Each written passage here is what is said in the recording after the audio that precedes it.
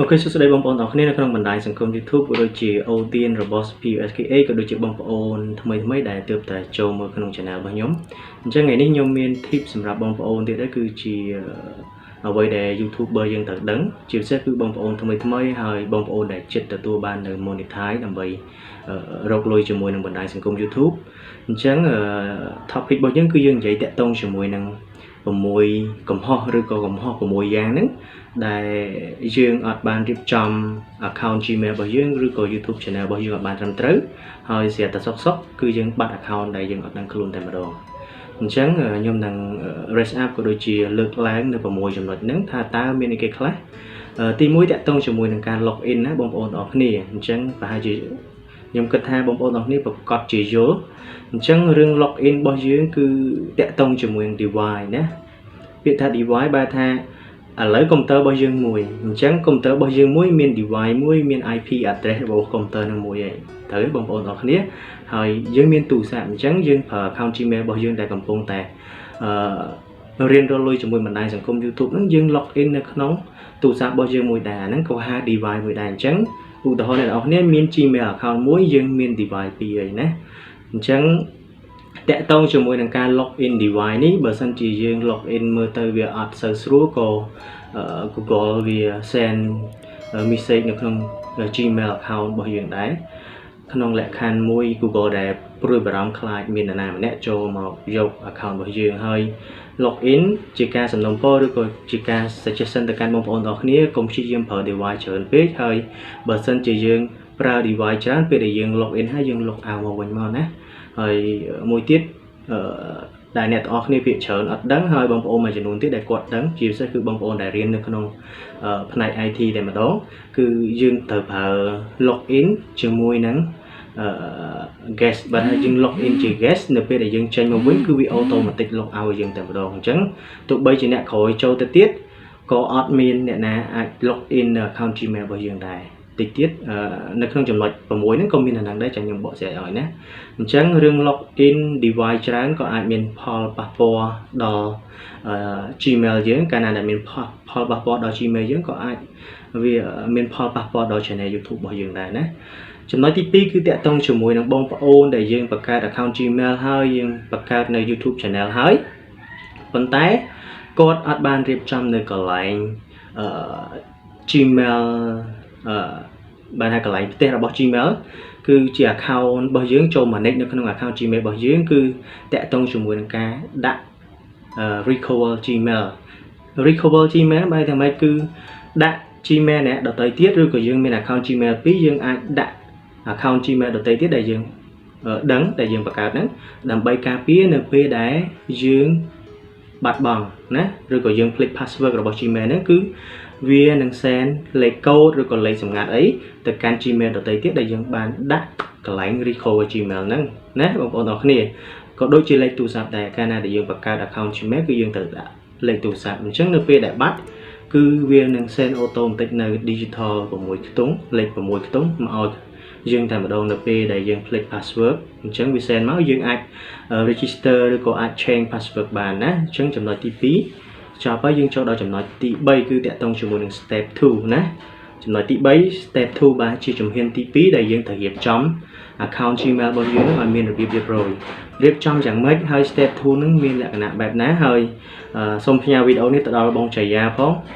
គាត់ចង់ឲ្យខ្ញុំចេញវីដេអូហ្នឹងប្រហែលជាវីដេអូក្រោយទៀតខ្ញុំនឹងចេញតាក់ទងជាមួយនឹងការរៀបចំ step 2អញ្ចឹងចំណុចទី3គឺជា step 2បាទជាជំហានទី2ប្រែជាភាសាខ្មែរគឺយើងត្រូវតែ recover បាទថាយើងត្រូវតែ register ដាក់លេខទូរស័ព្ទនៅកន្លែង step 2ហ្នឹងបន្ទាប់ពីយើង register ទៅវាប្រកាសជា send លេខ digital 6ខ្ទង់ថាតើលេខទូរស័ព្ទហ្នឹងជាលេខទូរស័ព្ទរបស់យើងអត់នៅពេលដែលយើង register កន្លែង step 2យើងដាក់លេខទូរស័ព្ទហើយយើងបាន register ជាមួយនឹងលេខ digital 6ខ្ទង់ហើយរាល់សកម្មភាពនៅពេលដែលយើង log in ណាមិនថាកុំព្យូទ័ររបស់យើងឬក៏យើងទៅ log in នៅ user ដទៃទៀតនៅកុំព្យូទ័រទីគ្រប់ទីកន្លែងដទៃទៀតវាប្រកាសជា send លេខ digital 6ខ្ទង់មកឲ្យលេខទូរស័ព្ទរបស់យើងឯណាអញ្ចឹងចំណុចហ្នឹងគឺជួយការពារ account Gmail របស់យើងឲ្យមានកុំឲ្យគេ hack បានដែរប៉ុន្តែវាមិនទៅជាខ្លាំងទេណា បើសិនជា hacker ខ្លាំងគឺគេអាច hack យើងបានបើសិនជាយើងដាក់អាហ្នឹងប៉ុន្តែវាមានវិធីសាស្ត្រផ្សេងគ្នាទៀតណាអញ្ចឹងតាក់ទងមួយ state tool នេះគឺយើងត្រូវ register ជាមួយនឹងលេខទូរស័ព្ទពេលដែលយើង register មួយលេខទូរស័ព្ទហើយគឺវាផ្ញើលេខកូដ6ខ្ទង់មកឲ្យយើងណាបងប្អូនទាំងគ្នាបន្ទាប់ពីផ្ញើហើយរាល់សកម្មភាពនៅពេលដែលយើង log in ទៅកាន់កុំព្យូទ័រណាឬក៏ទូរស័ព្ទណាចាប់ពីពេលដែលយើង log in ឬក៏រៀបចំ step 2 នឹងហើយគឺវានឹងផ្ញើលេខកូដ6ខ្ទង់មកឲ្យយើងឯងអញ្ចឹងយើងជាម្ចាស់យើងត្រូវដាក់លេខទូរស័ព្ទខ្លួនឯងពេលដែលយើង log in នៅកន្លែងណាដទៃទៀតយើងទទួលបានលេខកូដហ្នឹងបែរថាយើងជាម្ចាស់របស់ Gmail មួយហ្នឹងអញ្ចឹងយើងការពារកុំឲ្យអ្នកដទៃយក account Gmail របស់យើងទៅ log in បានណាអ្នកទាំងអស់គ្នា step 2 នេះសំខាន់មែនទែនយើងចូលដល់ចំណុចទី4ណាចំណុចទី4បងប្អូនទាំងអស់គ្នាគឺតាក់ទងជាមួយនឹងភាគច្រើនគឺបងប្អូនទាំងអស់គ្នាក៏មានទម្លាប់ដូចខ្ញុំពីមុនដែរគឺខ្ញុំតែងតែប្រើតែក្រុមមួយឯណាគឺព្រោះក្រុមហ្នឹងគឺខ្ញុំប្រើតែនឹងមួយ account Gmail 4 5គឺ account គឺយើងប្រើតែនឹងមួយទេនៅពេលដែល channel របស់យើងអត់ទាន់គ្រប់គោលការណ៍ monetization ជាមួយនឹងបណ្ដាញសង្គម YouTube វាអត់ជាបញ្ហាទេប៉ុន្តែនៅពេលដែលយើងគ្រប់ណានៅពេលដែលយើងគ្រប់ហើយវាអាចមានផលប៉ះពាល់ affect ទៅដល់ account Gmail របស់យើងដូចគ្នាដែរឬក៏ទៅដល់ channel របស់យើងដូចគ្នាដែរបងប្អូនទាំងគ្នាណាដោយសារអីគឺយើងប្រើតែChromeមួយអញ្ចឹងតាក់ទងជាមួយនឹង browser អាហ្នឹងគេហៅថា browser ហ្នឹងគឺមានច្រើនប៉ុន្តែខ្ញុំសូមលើកឡើងជាទូទៅវានៅលើ desktop ហ្នឹងស្រាប់គឺមានតែ3ទេទី1គឺ Chrome ហ្នឹងណាទី2គឺ Firefox ណា Firefox ទី3គឺ Internet Explorer ណា Internet Explorer និយាយរួម3ហ្នឹងគឺ popular ប៉ុន្តែវាមានផ្សេងទៀតខ្ញុំលើកឡើងមកតែ3ហ្នឹងទេបើយើងមាន account Gmail 3ខ្ញុំគិតថាបងប្អូនដែលធ្វើបណ្ដាញសង្គម YouTube ប្រកាសជាមាន Gmail ច្រើនទេបងប្អូនអរគ្នាអញ្ចឹងបើសិនជាយើងមាន account Gmail 3យើងមាន browser 3យើងមាន Firefox Chrome ហើយនឹង